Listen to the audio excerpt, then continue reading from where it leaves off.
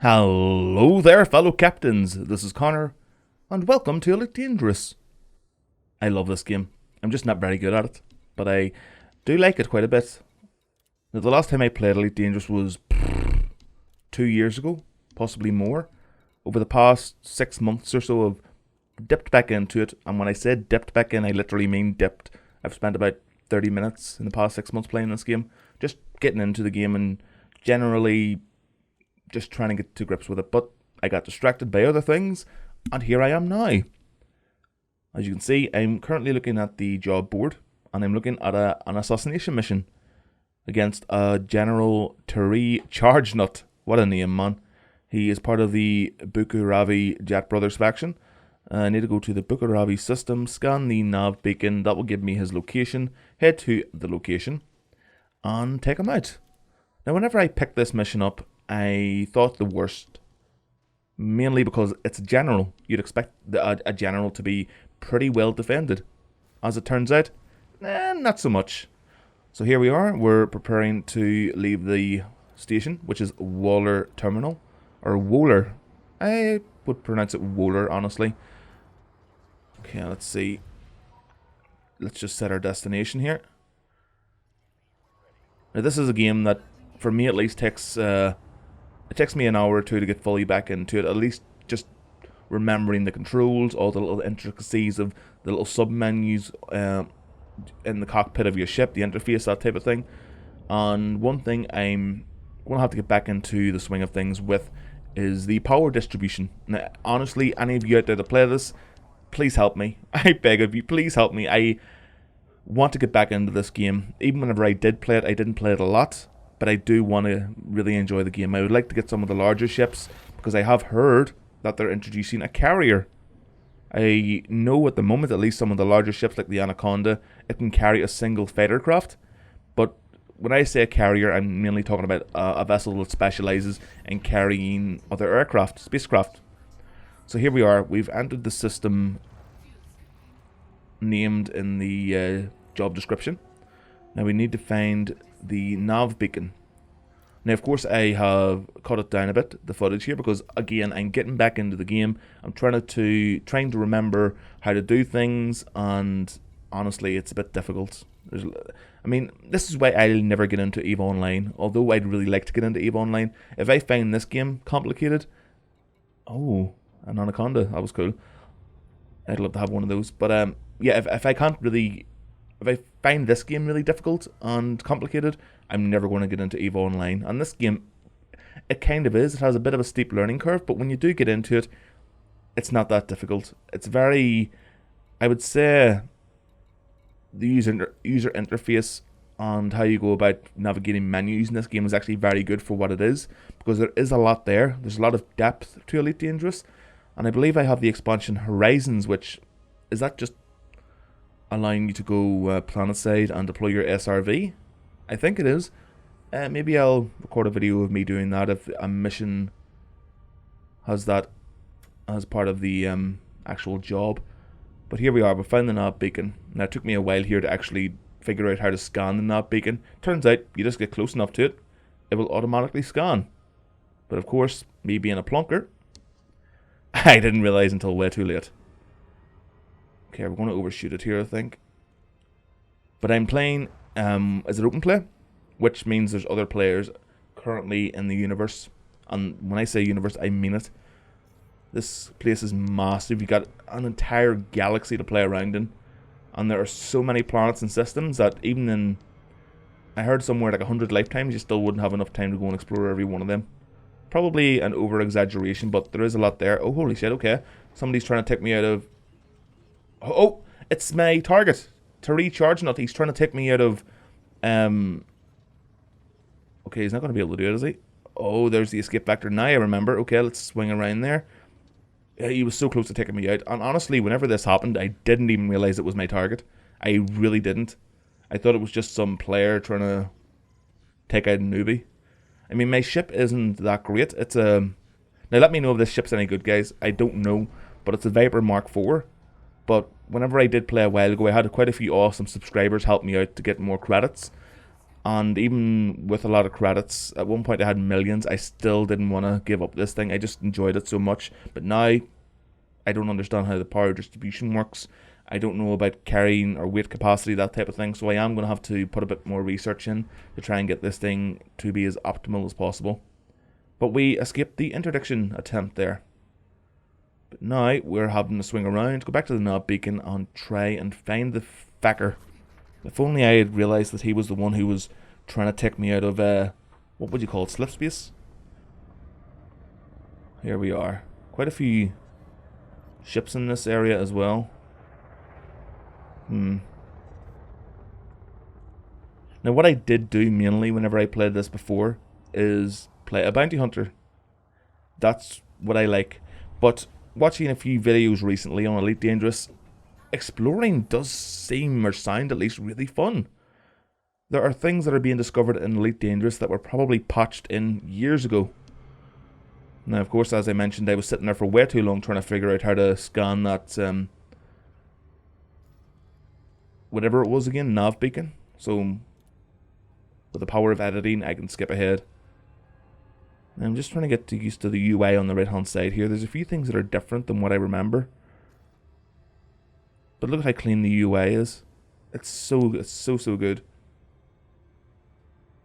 Now, when I did play prior to this, I remember there being a really easy way to gain credits. It was something to do with going to an enemy system, finding a target. Like a courier? Was it a courier? I think that might have been the name of the agent. Taking him out, doing it again, rinse and repeating, returning to a friendly station, and turning in the bounty or whatever to get credits. Yeah, Imperial Courier. At least that's familiar to me for some reason. Now this was a really easy way to get credits, but honestly back then it wasn't that fun. It seemed like more of an exploit than something you were meant to do. I'm probably in the minority, but I like putting in hard work and then getting whatever I want later down the line. It makes you feel like you've earned it more. Now some of you might be thinking, but Connor, you don't like the grind in Dreadnought. Well, it's not really the same thing, is it? In Dreadnought, you can start off with a tier 1 destroyer. By the time you get to tier 5, the ship's basically the same one, only it has more hull points. It looks slightly different if you want it to look different. Maybe a few different modules, you know, that type of thing. Whereas in this game, I can go from this Viper Mark IV to an Anaconda, which is it's a Corvette, isn't it? The Anaconda. It's not the biggest ship in the game. I mean, there are actual battle cruisers in this game, I think. I remember seeing an actual space battle between two factions. And there was a... Oh, there's my mission target. Okay, I didn't even realize it was there. I'm going to have to swing around and hit it again. Get into position to drop out of warp.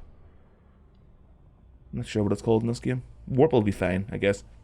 But yeah, this ship was entering the battle. It was like a battleship or something. Cruiser. And see when it enters the battle, holy crap, is it epic. I mean, you know what, I'll put a little clip in here of what I'm talking about, but visually, it looks amazing. The sound it makes when it's entering the fray is terrifying.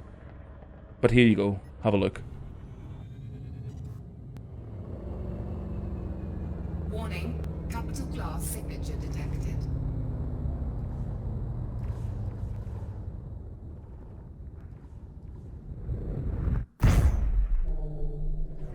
Warning, capital class signature detected.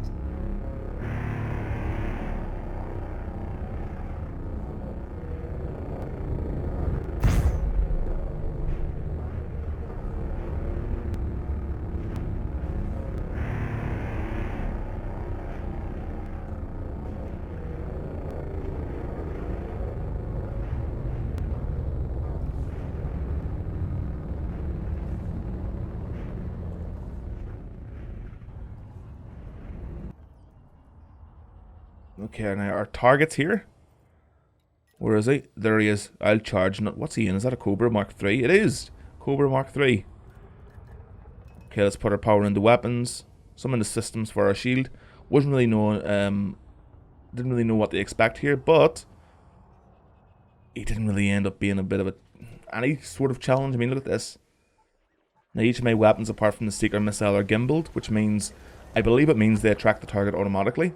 Now there may be some trade-off in that, but I honestly can't remember. So any of you that would be willing to assist me and give me some info on the game would be amazing. I'm planning on streaming Elite Dangerous because Elite Dangerous is a game that, you know, it's fairly fresh still, and I really would like to stream it. But look at him. He's already 63% hull strength and his shields are down. 45%. Oh, those missiles are awesome. But you can't carry too much of them, I don't think. No, it's like, oh, I've got, you can carry 18 of them. It says 1 of 18. And he's down. Watch this. Oh, but yes, guys, time for shameless self-promotion. Don't forget you can support me on the channel by going to www.patreon.com/Connor Chaos. That's Connor with 1 N. I've got 6 patrons still. I've had 6 patrons for over a week. Thank you guys. Their names will be on screen at the end of the video. But come on, we need to get... The goal is 20. If I can get 20, it'll be amazing. But we've killed our target. And, you know, Patreon is something I've wanted to talk about a little bit. Patreon is... It's an interesting idea. The execution, I'm not sure. I mean, currently I've got 6 patrons, as I said just a moment ago. I didn't expect to get 6. I didn't expect to get 2. But it allows smaller channels like mine to probably make a living off this.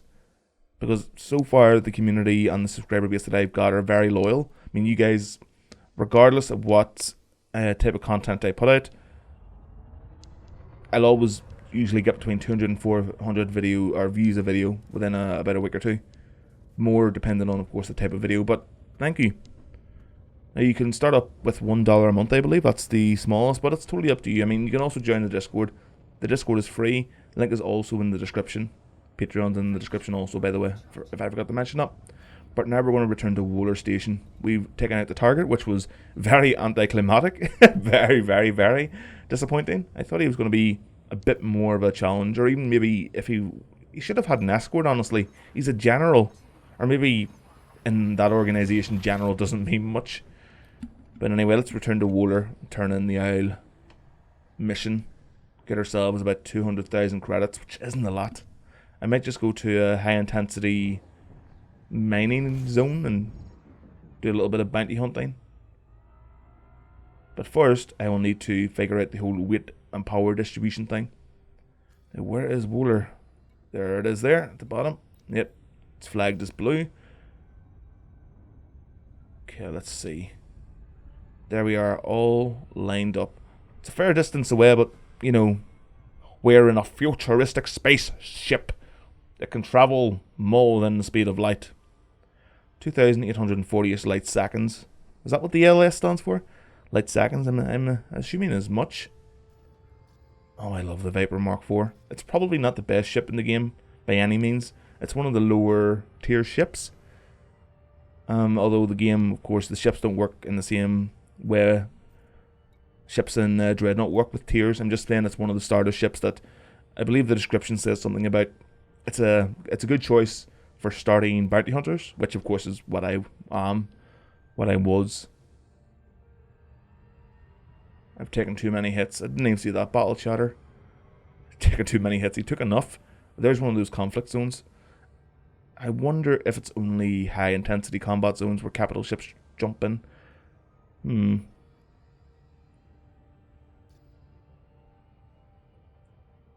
Let's see. Oh, I didn't notice that there's the clock at the top right there. That's pretty cool. I wonder if that's local time. I think it... Yeah, I'm fairly certain it is, actually. Slow down. Oh, we're going to overshoot it. No, we're not. Are we? No, we're not. We're good. I mean, the Viper aesthetically as well, I just think it looks pretty cool. It's a lot longer and looks a lot more sleeker than the Cobra. I mean, a lot of the ships in this game are named after snakes, which is cool in and of itself. You got the Cobra, the Viper, the Anaconda. What's the other one? Python. There's probably other ones. But the ship designs in this game are so sweet. So if you were going to pick this game up, the ships you would start in are the Sidewinder. The Sidewinder is like an iconic ship from the original Elite back in the, was it the early 90s or late 80s? I think it was the 90s when Elite was released. But yeah, for some reason I remember starting off with an Eagle. The Eagle is the small, nimble air or space superiority fighter. Can't carry as many weapons, doesn't have as many hard points, but It's smaller, faster, a harder target, but it can't travel that far on its fuel. Oh, hold on. Wait, what? We're getting another introduction? By who? Jane Averon. I found my next target, and it's you, Commander. Well, I'm not going to say it's hard trying to get out of here, but this escape vector is pretty damn simple. You know what I should have done, actually? Let them take me out of slipspace, warp. I'm still not sure what you call it. And just wipe them out. I'm not sure what ship they were in, though. Fairly certain I could have handled it. But here we are. We're almost at Wooler. And almost 200 and something thousand credits better off. What the hell is that? A Crate Phantom? Wait. Crate Phantom? I don't think I've ever seen that ship before. Is that new? Oh, the little silhouette looked like something out of Star Wars. Like a Sith ship or something from the Old Republic MMO. Yeah, we're getting closer now. Not that long now. A few seconds and then we'll be at Wooler. And before I left the station initially to go and track down our quarry, I installed one of those auto docking systems. I've never had one before. I never really saw the point, but they're pretty cheap. And you know what? If it makes life easier, all the better. There we go, disengage. Need to close the distance before we can request docking, but maybe in a plank, and only after returning to the game. Didn't realize it had to be 7,500 meters. But there we are now. Let's request docking. And then, how does this slow down for auto dock? Okay, let's slow down there.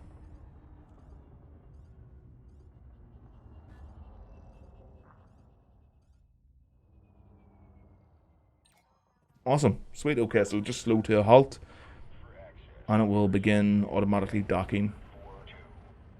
I don't remember there being chatter from the control tower. The flight control tower either. There's quite a few things in this game that are new. I like that.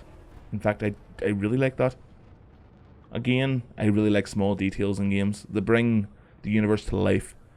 And, well, the more immersed you can get into a game, the better.